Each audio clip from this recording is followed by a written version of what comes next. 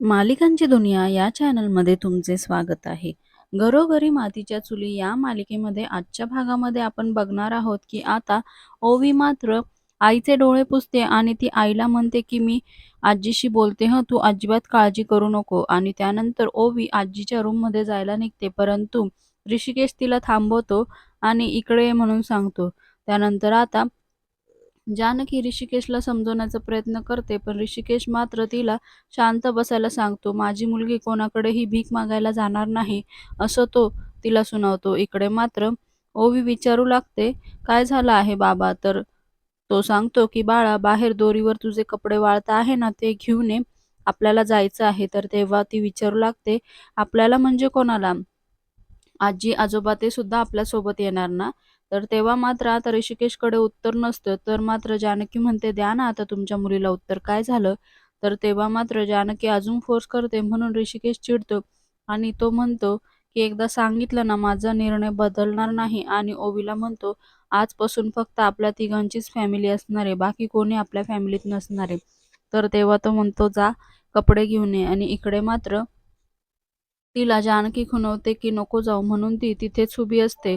परंतु आता ऋषिकेशला हे जाणवतं आणि तो जोरातच ओवीवर ओरडतो, तुला एकदा सांगितलेलं कळत नाही का? जा तुझे कपडे घेऊन ये. त्यामुळे ओवी म्हणते, हो आणते बाबा, असं म्हणून ओवी तिथून निघून जाते. इकडे मात्र दोघे जण पॅकिंग करतात, तेव्हा लगेचच ऐश्वर्या आणि सारंग तिथे येते. त्यांना बघून मात्र ऋषिकेश म्हणतो, पॅकिंग करतोच आहे, खाली करतो तुमचं घर थोड्या वेळातच. तेव्हा मात्र ऐश्वर्या म्हणते, हो करा, पण ते दागिने इथून न्यायचे नाही. असं म्हटल्यावर मात्र आता ऋषिकेश अजून चिडतो आणि तो म्हणतो, ते माझ्या बायकोचं स्त्रीधन आहे, सगळं घेतलं आहे ना नावावर करून, आता ते पण कमी पडलं आहे का? हे पण पाहिजे का तुम्हाला? तर तेव्हा ती म्हणते, हो पाहिजे ते आम्हाला, कारण ते आमचंच आहे, तुम्ही इथून नेऊ शकत नाही. तेव्हा मात्र ऋषिकेश म्हणतो, काही झालं तरी तुला मी माझ्या बायकोचे दागिने देणार नाही, कारण ते काय कोणाच्या बापाचे नाहीत.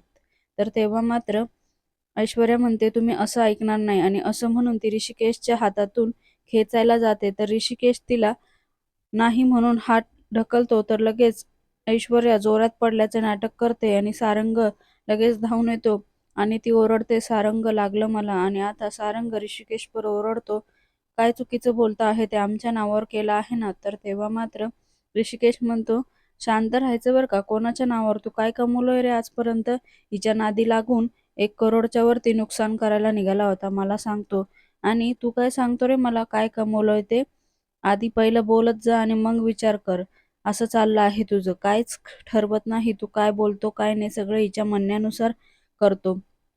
तर तेव्हा पुढे तो म्हणतो, खरं तर मला लाज वाटते आहे, यांना वहिनी म्हणायची, यांनी सगळं केलं आणि आज माझ्या बायकोवर नाव आलं. तर मात्र ऋषिकेश अजून चिडतो.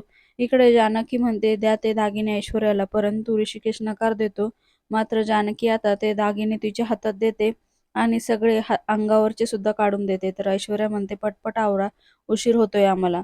असं म्हणून आता जानकी सगळे दागिने काढून देते आणि हात जोडून म्हणते की तुम्हाला रिक्वेस्ट आहे की तुम्ही सगळं घ्या, पण आईच्या मनातला हा गैरसमज दूर करा. तेव्हा सारंग म्हणतो, हो ढकलायचं तुम्ही आणि आम्ही कसलं हे करणार? म्हणजे काय, माझ्या बायकोने केलं आहे का सगळं? सगळं तिच्यावरच आरोप करत होते इतक्या दिवस, पण आता सत्य समोर आलं. आणि असं म्हटल्यावर आता ऋषिकेश खूपच संतापत असतो आणि तो स्वतःचा राग कंट्रोल करत असतो. इकडे मात्र ऐश्वर्या म्हणते, हो ना, जसं काही मी केलं आहे सगळं. तेव्हा सारंग म्हणतो, खरंच मला तुम्हाला वहिनी म्हणायला सुद्धा लाज वाटते. आणि आता असं म्हटल्यावर मात्र ऋषिकेश सारंगच्या अंगावर धावून जातो, सारंग म्हणून जोरात ओरडतो. तर तेव्हा आता सारंग म्हणतो, दादा. तर मग लगेचच ऋषिकेश खूप चिडतो, अरे ही तर बिचारी आहे, का तू हिच्यावर असा अन्याय करतो आहे? तेव्हा ऋषिकेश म्हणतो, अरे ही बिचारी नाही, ही विषारी आहे, आपल्या घरात आलेली नागिन आहे, कसं आपलं घर उद्ध्वस्त करेन ना हे तुला समजणार सुद्धा नाही. आणि तू बायकोचा गुलाम आहे रे, अगदी आंधळा विश्वास ठेवतो आहे तिच्यावर. तर ऐश्वर्या म्हणते, नीट बोलायचं, गुलाम बिलाम काय बोलायचं नाही. तर ऋषिकेश अजूनच बोलतो, परंतु आता सारंग सुद्धा ऐश्वर्याच्या बाजूनी बोलायला लागतो आणि त्यावर मात्र आता इकडे भांडणं सुरूच होतात. त्यानंतर मात्र आता जानकी मध्ये पडते आणि ती म्हणते, शांत व्हा तुम्ही. त्यावर मात्र आता सारंग म्हणतो की दादा, तू व्यवस्थित बोलत नाही, वागत नाही आणि जरा आता तरी नीट वाग असं म्हणून तो जोरात बोलतो तेव्हा मात्र अगदी रागच अनावर होतो ऋषिकेशचा आणि तो आता सारंगाच्या अंगावर धावून जातो आणि म्हणतो की "बास, ह्याच्यापुढे मला दादा म्हणायचं नाही बरं का तू." आणि असं म्हणून आता खूपच संतापतो आणि तो हातच उगारणार असतो. तेवढ्यात मात्र आता जानकी त्याला अडवते आणि ऐश्वर्या सुद्धा मध्ये पडते आणि सगळ्यांना दाखवते की तिला सारंगची किती काळजी आहे. इकडे मात्र ऋषिकेश म्हणतो, "भेटला आहे ना तुमचं तुम्हाला, चल निघ आता इथनं."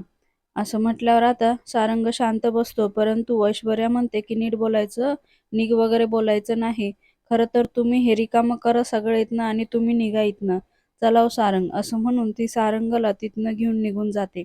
त्यानंतर मात्र आता ते दोघं निघून गेल्यावर ऋषिकेश म्हणतो, "अजूनही राहायचं आहे का तुला इथंच? माझा आता अगदी मनस्ताप वाढत चालला आहे. जेवढी वेळ मी इथं राहील ना, तेवढा माझा त्रास आणि मनस्ताप जास्त वाढेल. पण तुला कळत नाहीये ना? आता तरी पटकन बॅगा भरायला घे, नाहीतर आज माझ्या हातनं काहीतरी अनर्थ होईल." हे ऐकल्यावर मात्र आता जानकी ऋषिकेशच्या तोंडावर आपला हात ठेवते आणि आता जानकीच्या लक्षात येतं, की आता मात्र वेळ हातातनं निघून गेलेली आहे आणि आता आपल्याला इथनं निघावंच लागेल. त्यानंतर मात्र आता जानकी खूप रडत असते आणि ऋषिकेश मात्र खूपच चिडलेला असतो आणि इकडे आता काय करावं हे सुचत नसतं. त्यामुळे जानकी आता देवाजवळ जाऊन बसते. दुसरीकडे सुमित्रा मात्र नानांसमोर बडबडच करत असते. इतका वर्ष झाला आपण तिला सांभाळलं. मी तिला सासूची नाही आईची माया दिली, तुम्ही वडिलांची माया दिली, पण ती कशी वागली आपल्याशी खरंच कळलं नाही हो आपल्याला." असं अनेक आरोप ती करू लागते. तेव्हा मात्र नाना म्हणतात की "खरं तर मी जानकीवर आरोप करून माझं चुकलंच आहे. आता असं वाटतं आहे की सगळ्यांना खरं सांगावं, पण त्याचा काही उपयोग होणार नाही. खरं तर मी जानकीवर आरोप करून ऐश्वर्याला नाही वाचवलं. ओवी आणि जानकी ऋषिकेशला ऐश्वर्यापासून वाचवलेलं आहे. पण लवकरच मी हे सगळं नीट करेल." इकडे मात्र लगेचच आजी येते आणि सुमित्राला म्हणू लागते, "बरं झालं अगदी खराब फळांमधले चांगले फळं बाजूला केले आणि खराब फेकून दिले. हे तू चांगलंच केलं बघ. इतक्या वर्षापासून तुला सांगत होते, पण तू आता बरोबर केलं. आणि नानासाहेब तुम्ही काळजी करू नका, आता सगळं ठीक होईल." परंतु नानासाहेब मात्र आतून खूपच चिडलेले असतात, पण आता ते सध्या कोणालाही काही बोलू शकत नाही. इकडे मात्र नेहमीप्रमाणे आजी सुमित्राचे कान भरतच असते आणि सुमित्रासुद्धा तिच्यावर विश्वास ठेवून, "हो, बरोबर आहे. आता मी या जानकीला घरात राहूच देणार नाही." असं म्हणते आणि आजी म्हणते, "हो, आता तू तिचा निर्णय बदलू सुद्धा नको." त्यानंतर इकडे जानकी देवासमोर बसलेली असते आणि ती दिवा लावते, हात जोडते आणि देवाला म्हणते, "देवा, हे घर माझ्यासाठी मंदिर आहे, माझ्यासाठी सर्वस्व आहे. मला या मंदिरातनं बाहेर पडायला लावू नकोस. काहीतरी असा चमत्कार कर आणि सगळं हे थांबव." असं म्हणून ती देवाला विनवण्या करत असते. तेवढ्यात तिथनं ऐश्वर्या जात असते आणि ऐश्वर्या जाताना मात्र आता आतमध्ये येते आणि जानकीला म्हणते, "काय झालं गं? मी सांगितलं होतं ते खरं निघालं ना बघ. चमत्कार वगैरे काही नसतं देवासमोर बसून. हां, काय करू शकते तर मी करू शकते. हवं तर माझ्यासमोर हात जोडून बघ." तर लगेचच आता जानकी तिच्यासमोर हात जोडते, की "ऐश्वर्या, हे सगळं थांबव प्लीज." अशा विनवण्या करू लागते, "मी हात जोडते तुझ्यापुढे." तर ऐश्वर्या लगेच त्या गोष्टीचा फायदा घेते आणि ती म्हणते, "फक्त हात जोडायचे, पाया कोण पडणार?" तर असं म्हटल्यावर आता जानकी लगेच तिचे पाय धरते, की "ऐश्वर्या, मी तुझ्या पाया पडते, पण हे सगळं थांबव." आता मात्र जानकी आणि ऐश्वर्याने एकमेकींना चॅलेंज दिलेलं असतं, हे ऐश्वर्याला आठवतं आणि त्यामुळे ऐश्वर्या म्हणते, "बस एवढंच? आता पायावर नाक कोण घासणार?" तर मात्र जानकी तिच्या पायावर नाकसुद्धा घासते. त्यानंतर ऐश्वर्या म्हणते, "कळलं का आता? ही ऐश्वर्या काय चीज आहे ती. तू मला चॅलेंज केलं होतं ना, ते चॅलेंज मी पूर्ण केलं आहे. विसरायचं नाही बरं का. आणि आता तुझी लायकी मी तुला दाखवून दिलेली आहे. मी तुला घराच्या बाहेर काढलेलं आहे. त्यामुळे आता निघायचं घराच्या बाहेर." असं म्हणून ती जानकीला काही-काही बोलत असते. त्यामुळे आता जानकी उठून उभी राहते आणि ती म्हणते, "तू कधीच सुधारणार नाही गं. तुझ्या आतमध्ये खूप अहंकार भरलेला आहे. त्यामुळे तू कधीही सुधारणार नाही." आणि इकडे ऐश्वर्याला ती सगळं सुनावू लागते, परंतु ऐश्वर्याचा त्यावर काही परिणाम होत नाही आणि ती हसू लागते. ती म्हणते, "तुमचं आता हे लेक्चरबाजी बंद करा आणि लवकर जा या घरातनं. काय आहे ना, आता त्या नानांना पण बघते मी काय करायचं ते. आता माझ्या ताब्यातच आहे. थोड्या दिवसामध्ये त्यांना सुद्धा लगेचच वरती पाठवून देईल मी. आता असं म्हटल्यावर मात्र वरती पाठवून देईल म्हटल्यावर जानकी लगेचच ऐश्वर्याच्या मुस्काडीत मारते. त्यानंतर ऐश्वर्याच्या जेव्हा ती मुस्काडीत मारते तेव्हा लगेचच तिथे सुमित्रा येते आणि हा सगळा प्रकार बघते. त्यामुळे सुमित्रा अजूनच चिडते आणि म्हणते, "जानकी, तू कधीच सुधारणारच नाही ना गं? खरं तर मला हे आधीच करायला हवं होतं. तुझी हिंमतच कशी झाली माझ्या सुनेच्या अंगावर हात उचलायची?" आता हे ऐकल्यावर मात्र जानकी अजूनच आश्चर्याने सुमित्राकडे बघू लागते. परंतु सुमित्रा आता जानकीचं काहीही ऐकून घेत नाही. कारण की तिने फक्त ऐश्वर्याला मारलेलं बघितलेलं असतं, पण का मारलेलं असतं हे सुमित्राला माहिती नसतं आणि ती कुठलीही गोष्ट ऐकून घेण्याच्या मनस्थितीत नसते किंवा ऐकली तरी ती आता जानकीवर विश्वास ठेवणार नाही. त्यामुळे ती जानकीलाच खूप बोलते आणि लगेच ऐश्वर्या नाटक करू लागते. "बघा ना, मी यांना सगळं नीट समजावून सांगत होते, तर उलटं ह्यांनी मलाच मारलं. आई, तुम्ही यांना आत्ताच्या आत्ता घराबाहेर काढा." आणि त्यामुळे लगेचच सुमित्रा तिचा हात धरून तिला ओढत घराच्या बाहेर आणते आणि म्हणते की बस झालं आता, खूप झालं. हे मी आधीच करायला हवं होतं. आत्ताच्या आत्ता माझ्या घरातून निघ." असं म्हणून ती ऋषिकेशच्या अंगावर ढकलून देते. तेवढ्यात ऋषिकेश तिला सावरतो आणि आई म्हणून ओरडतो. तर तेव्हा मात्र आता सुमित्रा म्हणते, "आवाज खाली ठेवायचा, अजिबात ओरडायचं नाही." आणि त्यानंतर पुढील भागात आपण बघणार आहोत की सुमित्रा म्हणते की आत्ताच्या आत्ता माझ्या घरातनं निघून जायचं.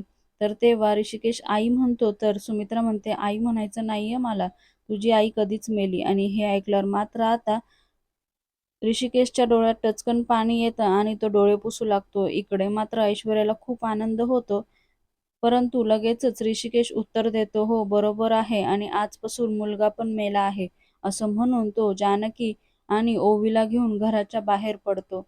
मालिकेच्या अशाच नवनवीन भागांसाठी आपल्या चॅनलला नक्की लाईक करा, शेअर करा, सबस्क्राईब करा.